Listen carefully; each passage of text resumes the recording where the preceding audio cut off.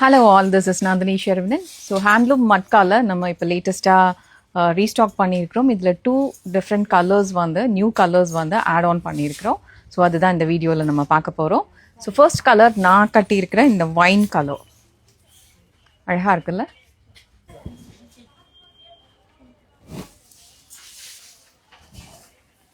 So இந்த colour பாருங்கள், deep maroon, olive green, honey color. This is grayish blue color.